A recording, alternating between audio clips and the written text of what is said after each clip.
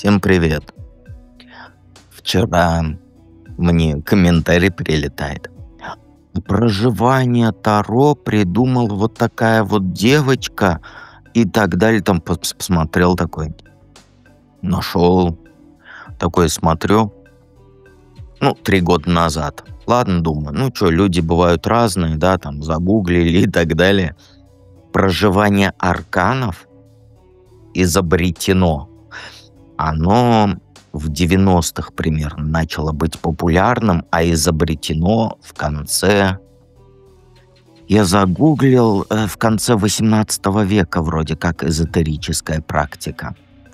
Поэтому не надо показывать свою вот эту вот значимость, свою незначимость, а свою якобы начитанность, потому что вы загуглили. Наше проживание писалось все очень долго. Кто первые девочки были, они помнят то, что первое было готово примерно месяц. Писалось первое вот вступление и шут.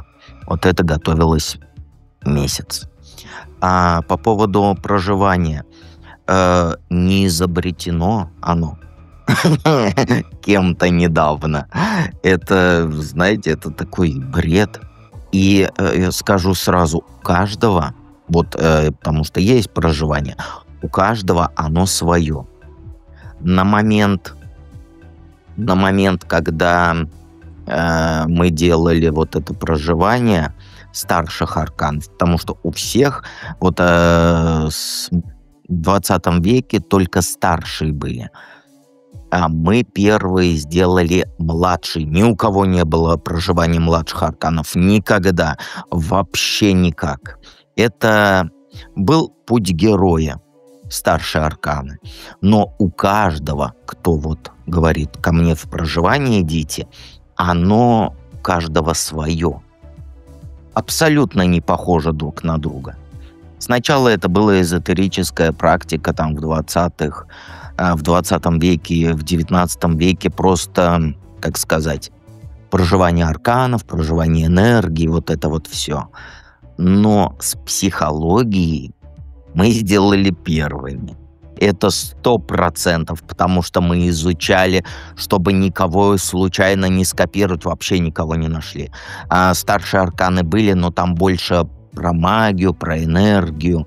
У нас психологическое проживание, как расстановки. Уникально, на 100% уникально. Помню, как месяц только что-то писали, потом только завелось все, и первые девочки начали приходить. Младшие арканы проживания до сих пор вроде ни у кого нет, если кто-нибудь не скопировал, потому что младшие арканы никто и никогда не проживал. Они считали, что путь героя — это от шута до мира. Все. Мы сделали проживание младших также, то есть полностью все арканы, и старшие, и младшие. Поэтому не надо мне писать, что кто-то придумал проживание арканов 2-3 года назад. Не нужно, это очень смешно. Я этого человека, сразу говорю, я заблокировал. Потому что, знаете, я не люблю такое, когда поправляют, как правильно говорить, как правильно писать, и поправляют что-то, то, что мы сделали. Не люблю. Это показываете свою глупость, честно. Я знаю то, что стригернутся некоторые на эти слова. Вы хотя бы знаете, что Таро тоже не я придумал. Открою вам огромную тайну, а то я жду комментарий. Таро это не ты изобрел. Ой, я не могу. Люди показывают свою глупость, как только могут. Я даже не знаю, у меня даже из-за этого болталка эта родилась. Вы чего? Проживание арканов, оно очень давно. Очень-очень не я изобрел. Оно практически через там некоторое время после появления Таро проживания, но как эзотерические практики появились. Мне даже не знаю, что сказать. Вот это ужас какой-то. Люди настолько некоторые хотят показать свои знания, что знаний не имеют. Вот. А проживание арканов, старших арканов, еще раз повторяюсь, оно изобретено очень давно. Оно потихонечку превращалось там в психологию и так далее и тому подобное. У нас проживание, оно уникальное. Если кто-нибудь не скопировал, конечно, потому что все было ручками написано, все медитации. Музыку к проживанию арканов я сам писал, кроме старших. В старших не моя музыка. В младших везде, которую музыку слышите при медитации, это моя. Лекции, они уникальны. Они писались месяц первый, потом вообще, потому что шут это самое сложное. И у каждого, кого вы там в интернетах бусурманских видите, у каждого проживание свое. У кого-то поверхностно, у кого-то есть в открытом доступе, но я тоже смотрел там ни медитации, ничего, ни лекции. У вас на каждый аркан там чуть ли не час лекции, потом медитация для того, чтобы вы зашли в эти энергии аркана. Плюс задания. Задания мы придумывали, когда ездили на дальние расстояния. Ну, болтали, вот давай вот так вот сделаем, давай вот так. И все уникально. Ни у кого не священо. Это у нейроведьмы вечно все все копировали и так далее. Потому что после проживания, через 3 года его появления начались: «Ой, у меня тоже проживание, ой, у меня тоже проживание». Поэтому не надо мне говорить, что там кто-то чего-то. Проживание младших вообще изобретено нейроведьмой Аней. Все. Поэтому не надо мне ля-ля и показывать свою начитанность, которую вы загуглили, которая 2 года назад открыла свое проживание. Это она. Ну, жесть, конечно. Давайте начнем наш расклад.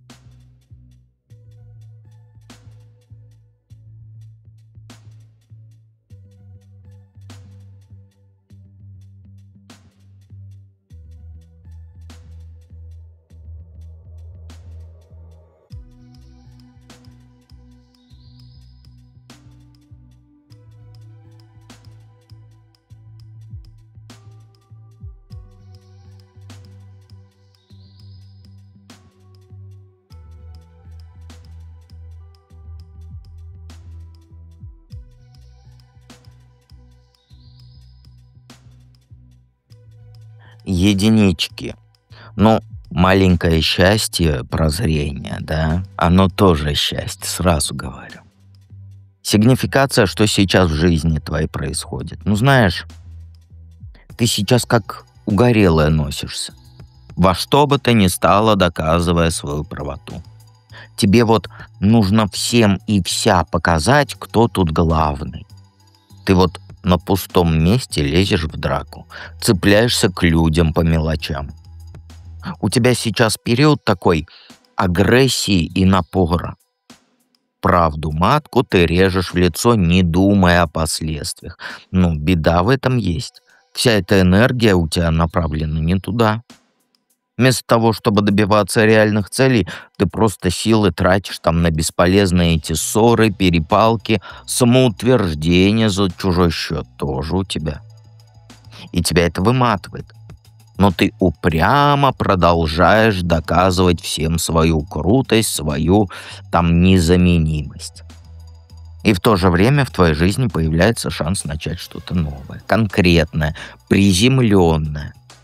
Это новая работа или какое-то новое обучение. Что-то, что требует от тебя терпения, усидчивости, но ты пока от этой возможности отмахиваешься. Потому что она тебе скажется такой: скучно, недостаточно престижно, вот так вот у тебя все. Тебе сейчас хочется действия, борьбы, а не вот этой вот рутинной работы. И думаю, что только так можно себя проявить, да, но это же ошибка. Твоя энергия, она сейчас рассеяна. Она направлена у тебя на саморазрушение. Сама себе проблемы создаешь вместо того, чтобы использовать свой потенциал во благо. И при этом ты совершенно не замечаешь вот эти возможности заложить фундамент чего-то стабильного, долгосрочного. Все твои усилия, они уходят там куда-то, но не к тебе, впустую.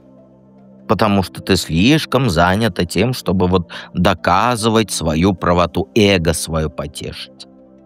Ну, пора остановиться и пересмотреть свои приоритеты, как ты думаешь?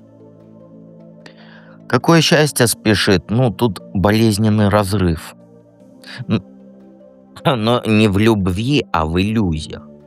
Ты просто поймешь, что строила воздушные замки, верила в ложь, себя обманывала. И вот это понимание будет больно, как удар под дых. Ты почувствуешь разочарование, обиду, беспомощность даже. Но это необходимое зло. Тебе нужно пройти через эту боль, чтобы освободиться от ненужных убеждений и начать жить по-настоящему.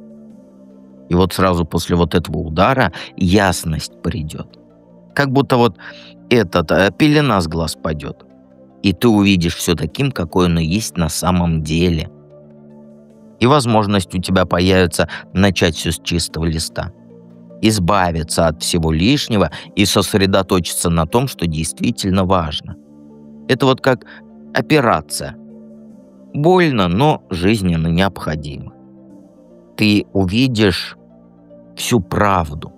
Ты от иллюзий, от своих, вообще освободишься, ты обретешь свободу настоящую.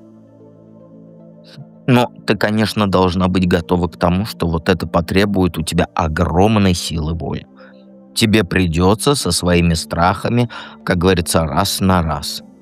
И свои ошибки признавать придется. Нелегко будет, нелегко, но оно того стоит. После вот этой боли осознание придет. Ты просто поймешь, что вот этот разрыв был необходим для твоего роста, для твоего развития и так далее. И вот тогда ты сможешь свою жизнь заново построить. На прочном фундаменте, а не как сейчас. Как ты можешь его проворонить, счастье свое?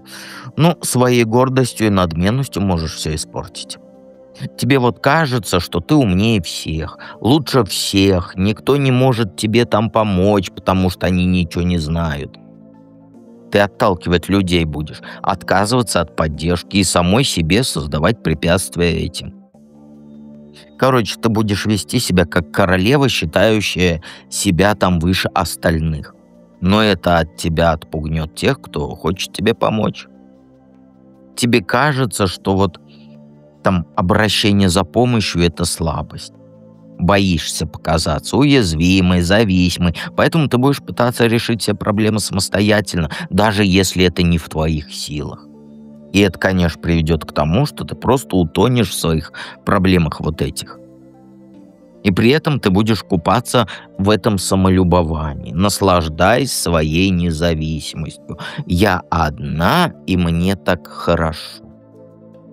Будешь думать, что там сама себе хозяйка, никому ничего не должна, но на самом деле ты просто будешь одинока и несчастна. Ты проворонишь это счастье, потому что не сможешь принять помощь, там, поддержку от других людей. И будешь цепляться за вот этот свой образ сильной и независимой женщины. Даже если он приносит тебе только одни страдания. А в итоге одна останешься со своими проблемами и разочарованиями, если за голову не возьмешься. А что тут? А по-другому тут никак не скажешь. И нет, я не предвзят, все как-то плохие сами видите. Но счастье есть в прозрении. Давайте перейдем ко второму варианту.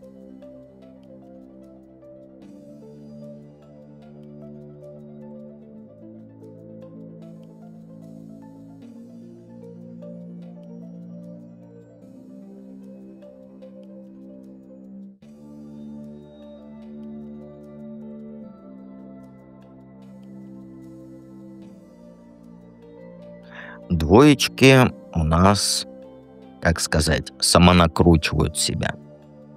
Ну, что сейчас в жизни в твоей творится? Ну, у тебя кошмар в голове творится. Ты мучаешься от страхов, от бессонницы. Ты прокручиваешь вот эти одни и те же тревожные мысли на карусели сознания своего. Ты реально себя накручиваешь прям до истерики из-за ерунды. И это все из-за того, что ты зациклилась на вот этих обидах из прошлого. Ты отпустить не можешь то, что уже давно прошло. Тебе кажется, что вокруг все тебя бросили, все тебя предали, все тебя использовали. Лежишь такая под одеялом и считаешь свои несчастья. Ты как черепаха вот голову уже внутрь в панцирь засовывает, вот ты точно так же, но ты еще и эту дырку заклеила. Вот у тебя постоянно сейчас чувство вины, чувство страха перед будущим. Никаких перспектив ты не видишь сейчас. Только тьму, отчаяние и все тлен. И это тебя выматывает же уже. Я вот это все понимаю, но ты же должна выбираться из этого состояния. Иначе ты задохнешься в своей же вот этой тоске. А все это результат твоего желания спрятаться от проблем, уйти в мир вот этих фантазий и иллюзий, где тебе комфортно. Но там нет реальной жизни. Ты даже этот расклад смотришь для того, чтобы волшебной палочкой кто-то махнул, сказал то, что тебе сейчас миллиард долларов принесут. Но тут правду говорят. Какое счастье к тебе спешит? Ну смотри, к тебе стабильность идет. Тебе идет помощь от человека, который готов тебя поддержать как материально, так и морально. И это не просто подачка, да? А это реально будет возможность дела свои наладить, почувствовать себя уверенней. Он, знаешь, он человек с хорошей репутацией, честный, порядочный, вот кто реально справедливость ценит. И вот твое счастье — это шанс выбраться из вот этой ямы, в которую ты сама себя закопала. Тут не только дело в деньгах. Тут еще возможность будет почувствовать себя нужной кому-то, осознать свою ценность.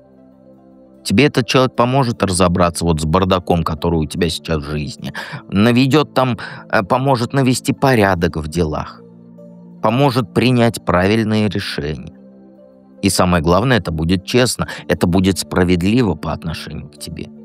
Взамен никто ничего не потребует. Просто вот рука помощи протянется, понимаешь? И вот этот шанс, оно же счастье, да, это вот обрести равновесие и гармонию, почувствовать уверенность хотя бы в завтрашнем дне, ну и в себе в первую очередь. Но важно понять, счастье приходит через признание своей ответственности за свою жизнь, а не через ожидание чуда, которого ты ждешь от этого расклада. Понимаешь? Как ты можешь счастье это проворонить? Но, знаешь, ты умеешь себе проблем на голову навлечь. Если ты продолжишь метаться, как угорело, хвататься за все подряд, лезть во все дела без разбору, ты упустишь свой шанс. Энергия у тебя есть, инициатива есть, хочешь всего и сразу, но это приведет к хаосу, понимаешь, к разочарованию. Тебе кажется, что ты вот можешь изменить мир одной своей силой, да, но это иллюзия. Поэтому будь осторожна, не начни навязывать свою волю другим людям, особенно этому человеку, который придет тебе помочь. Не пытайся делать его под себя. Это вызовет только сопротивление, конфликты и давай пока, потому что тебе помощь моя не нужна, ты просто хочешь на мне отыграться за всю боль, которую ты себе в голове придумала. Понимаешь? Попытаешься обмануть, воспользоваться ситуацией в своих интересах, все к чертям собачьим рухнет. В общем, не будь слишком импульсивной и самоуверенной, когда тебе руку помощи протянут, потому что этот человек просто развернется и уйдет. Так ты проворонить можешь. А что я тебе тут могу сказать по-другому? Давайте перейдем к третьему варианту.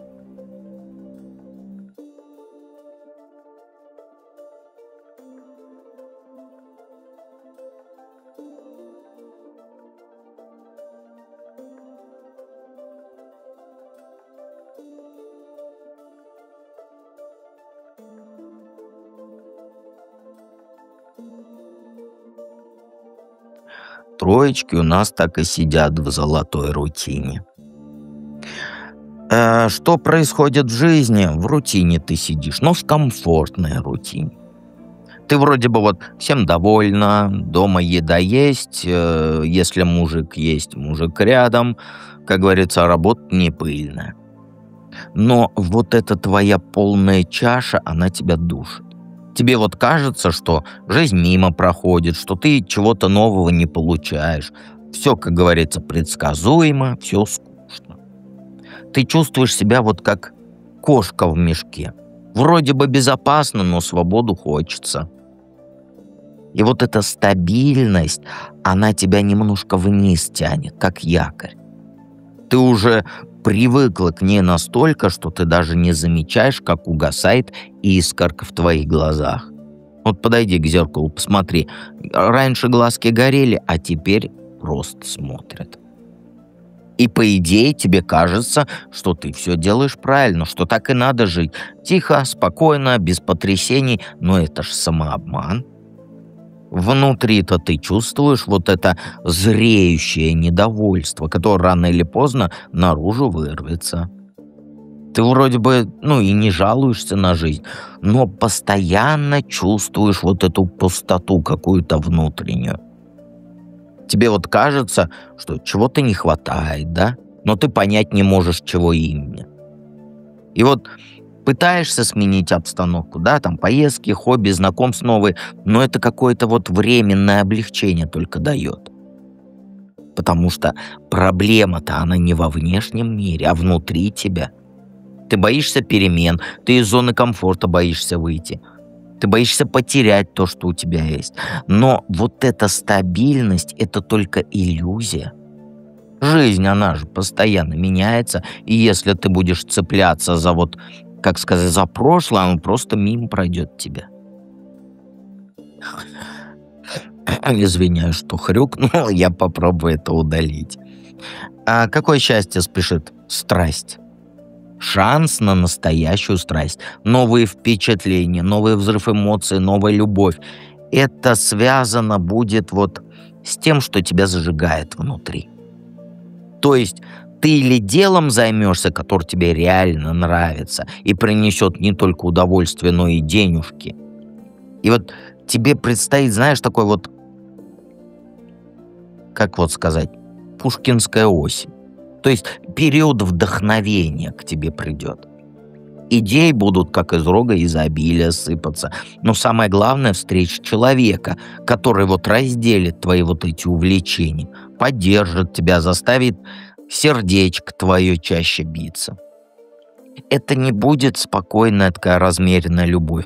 Это, знаешь, как вот бурный роман. Много страсти, много приключений. Он молод душой. Он энергичный, целеустремленный, младше он тебя. И вот он поможет тебе раскрыть свой потенциал, поверить в себя, понимаешь? И это будет шанс твою жизнь к лучшему изменить. Главное, его не упусти. Мужик, мужчина вот этот, он тебе радость принесет, вдохновение, новые возможности, и ты себя моложе почувствуешь. Понимаешь? То есть уверенный в себе и так далее. Как проворонить ты его можешь? А потому что ты уперта и на компромиссы не идешь.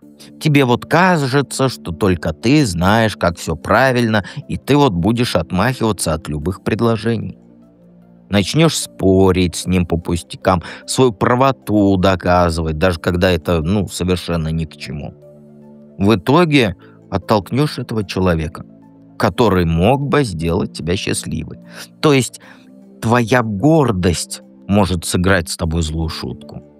Ты будешь бояться показаться слабой, уязвимой, поэтому будешь строить из себя вот эту неприступную крепость. Но, поверь мне, это только его отпугнет. Ему женщина нужна, которая может открыться, может доверять, а не железная леди, которая всегда права. И ты начнешь повсюду подвох видеть, его подозревать в чем-то плохом, устраивать сцены ревности. Он просто устанет и уйдет. А ты потом будешь сидеть, как говорится, у разбитого корыта. И еще одна опасность– это склонность твоя к самокопашкам. То есть ты будешь анализировать каждое его слово, каждый взгляд, искать скрытый смысл, хотя там нет скрытого смысла. В итоге сама себя загонишь в угол, создавая себе проблемы на ровном месте. Понимаешь, тебе нужно научиться отпускать вот эту свою не злобу, а вот, как сказать, попытки быть выше, понимаешь, попытки.